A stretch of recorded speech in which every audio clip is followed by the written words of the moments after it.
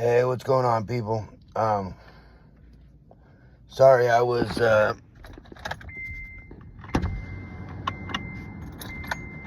did a side job today that took a lot longer than I thought, and I got home, I was pretty tired, so I took a nap, and I just woke up right now, so I thought, oh shit, let me get on here real quick. But something else happened today that, again, I'm pretty proud of myself for. So this customer, I've been working for him for about 4 years now. It's his house, so whenever he has issues, he calls me. I've probably done maybe 5 or 6 things. The first thing that I ever did for him, though, like the roommate that I live with now, is the one that referred me to him, to the customer. He ended up needing it was a brand new house, he hadn't even moved in yet, and the piping was, the copper piping was bad. So I gave him a really, really good deal on repiping the house. He's got a young family, really cool guy, so I did him a super solid. And then he had some little other work that was done. I gave him good deals on all that, right? Always giving him good deals. Stay at the end, make sure the job's done correctly. If he had any issues, which one time he had one issue, he called me. It turned out not really to be my problem, my fault, I mean, but I went ahead and fixed it for him anyway. He gave me a little tip or something, but I didn't charge him for it. Good working relationship. Fast forward to today. Actually, fast forward to a couple days ago. I went to his house at he wasn't going to be home until 7 at night. So I got there at 7 at night, and he just needed me to snake a drain. I snaked that drain for 3 hours, could not get that thing to break loose. I said, you know what, man, the thing's impacted. I'm going to have to cut out the fittings and redo it. So we scheduled it for today. And he said, how much for the job? And I gave him the price, and he's like, oh, I got to give you a little something more. And I said, well, it's up to you if you want to tip me, but, that's the price. Excuse me. Oh, excuse me, sorry. So I went and I got the material the other day, showed up this morning, got underneath his house, because where it was, I just had to assume what the piping was doing. I couldn't see it. I got underneath his house and it was totally different. So I was like, all right, dude, I got to go and return this material, got to get some other material, So I did all that. I get underneath his house, I cut out the fittings and stuff, and the impaction is actually below the fittings. So I snake that out, and I get it all clear, get the drain clear. I can get all this shit off the side of his pipes for him, the whole nine. Put everything back together. It took me fucking hours, way longer than I thought it would. I get done with the job, and he says, how much do you owe me or how much do I owe you? And I gave him the number. Excuse me, I'm so sorry.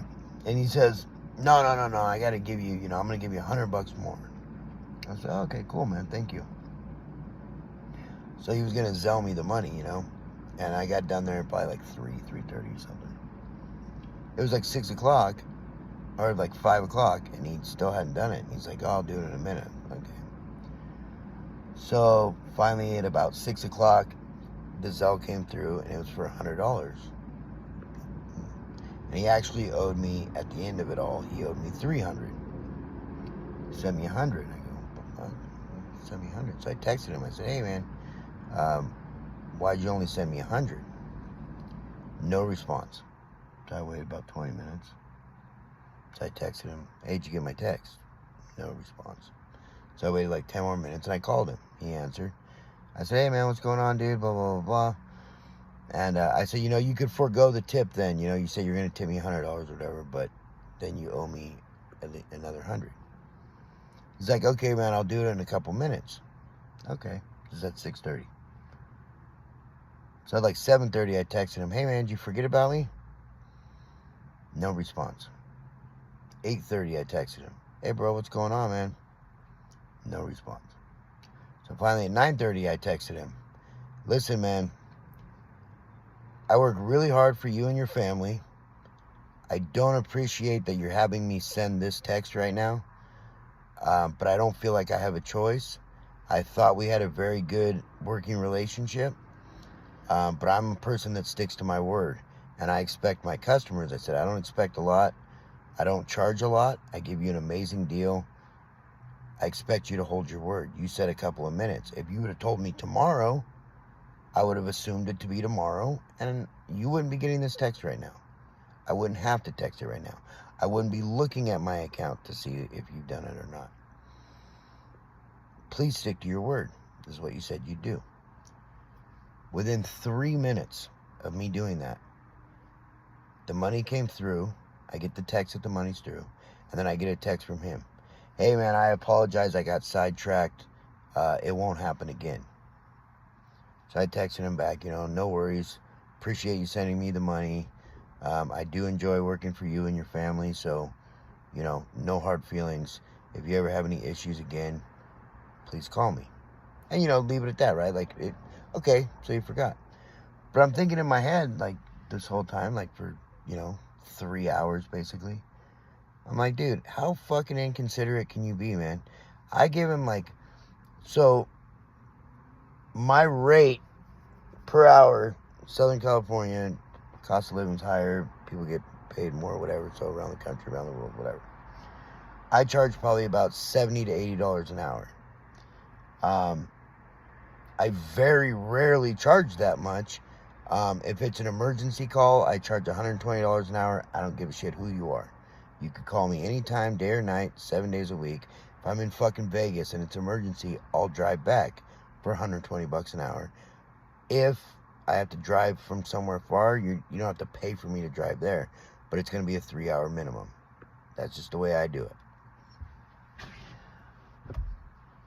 But the people that are family, friends, and things like that, I charge them half price. Sometimes if this guy for the repipe, I made nearly next to nothing on that repipe. The reason that I did the repipe and made next to nothing is because I wanted a customer for life. I wanted him to tell his neighbors he just moved into his house, new area, I would end up making way more money off of it if I did it that way. Has he told anybody? No. Have people asked him? I don't know. But it got me to thinking, and I'm like, that's the fucking nice guy bullshit. Right? Before, I would have just been like, oh, well, he'll pay. I guess he'll pay me tomorrow. I guess I'll wait till tomorrow. And I know that's what he thought about me. It's a perception thing now. I'm really starting to become very, very fucking self-aware of who I am in general, of what I put out there. No shit people are treating me the way they do, because that's what I put out, that it's acceptable. And when I fucking stood up for myself in Vegas, not stood up for myself, but more just being honest with myself about who I am and what I want. No fucking apologies. It's what I want. It's, you only get one life. You only get to live this thing once. Why the fuck should you waste your time on people, and people make mistakes, I honestly believe that he maybe did forget. He likes to fucking, hit the fucking, blow the trees. So maybe he forgot. But the reality of it is, for me, did I forget to show up to his appointment? No. Did I make sure it was done correctly? Yes. Did I do my end of the bargain? I certainly did. So I expect you to bring your end of the bargain. If I don't bring my end of the bargain, I expect to hear about it.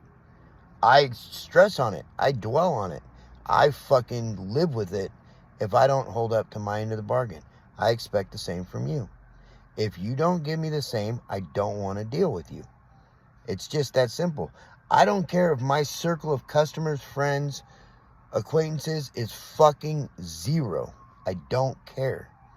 But I'm not going to deal with people fucking doing that. It's not going to happen anymore. In regards to narcissistic abuse and being discarded, I personally feel like there's two ways that you could go. You could be the, oh, poor me victim, right? And I'm not, some people have to go through that. I'm not saying that you're always going to be one thing all the time, because you're not, right? Like, I was upset last night for a little bit. But I got myself out of it pretty quickly, because I was like, why am I fucking wasting these fucking tears right now? Why am I wasting this? Like, am I really fucking, like, sad about, like, I mean, yeah, like, I miss my life, my old life, or whatever, But then I don't fucking miss it at all. I miss aspects of it. I think the part that bothers me probably the most with it is that it got ripped out from underneath, the rug got ripped out from underneath me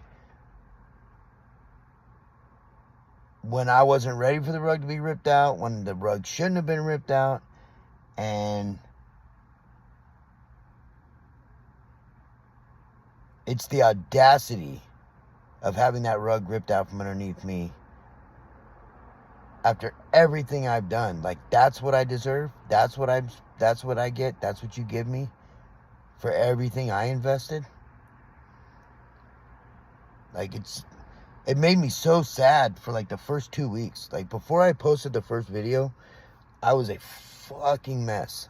A fucking mess. It was so pathetic. It was pathetic. But it had to happen. It was, but it was real. It was me, right? Like, I can't, no apologies for that.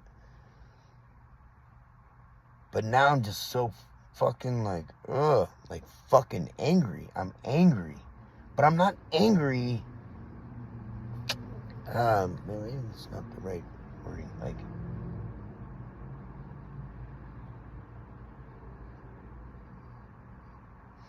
I guess I just feel like I wasted so much fucking time that I'm not angry at anybody, but I'm just so matter of fact now. Like, you don't need to look too far into things. Somebody's going to be who they're going to be. They're going to be right there in your face, and they're going to show you. Do people make mistakes? Yes. So you go, you know what? Okay, that's a good person. But, it slipped their mind, so it's not like I'm not going to do work for them anymore. But if he just blew me off the whole night and just didn't say anything, I would still go after him for my money, but I'd be like, fuck him. I'm not doing any more work for him. Fuck him. As before, I'd be like, okay, pay me next week, and fucking, yeah, if you need anything, I'll get screwed again. It's like, fuck all that, man. Fuck all that. I don't need you around me. You're going to show me who you are. Good people do bad things. Bad people do good things. But majority, if a person is bad, majority of what they do is going to be shitty. A good person is good. Majority of what they do is going to be good. That's human nature. That's what we are. Like, nobody's fucking perfect. So everybody's going to make fucking mistakes at a time or two. And you can't live your entire life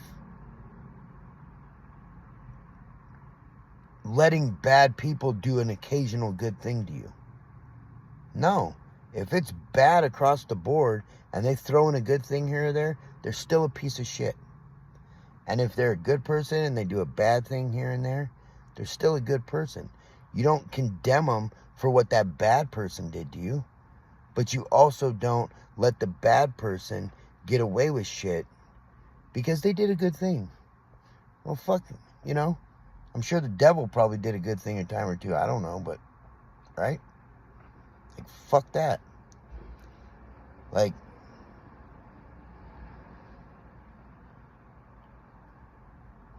I just think that with this narcissistic abuse,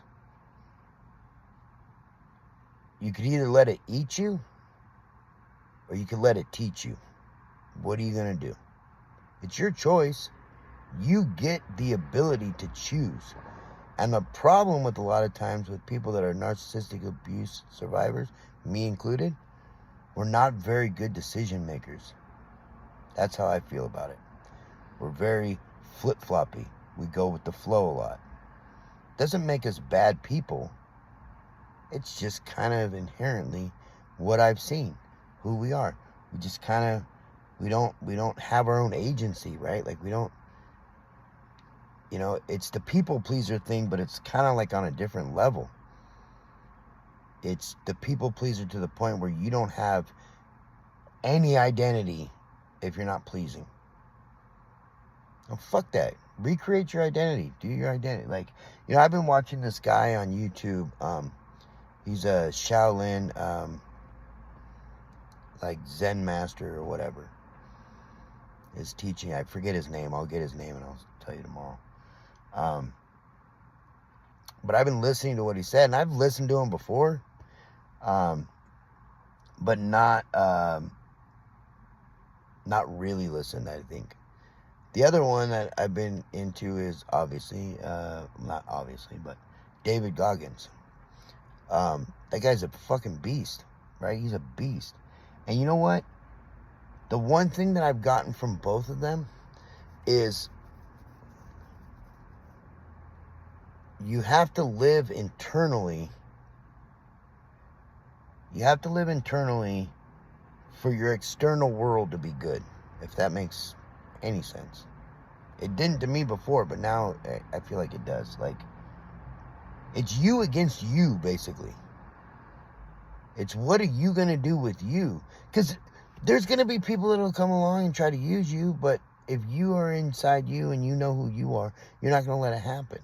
But if you aren't inside of you and you don't care about yourself, nobody else is going to give a fuck about you. You know, and people are just going to continue to walk on you if you let them. Like, you just can't do it. Like, you know, but seriously, it could either eat you or teach you. It's up to you. Okay? It's your choice.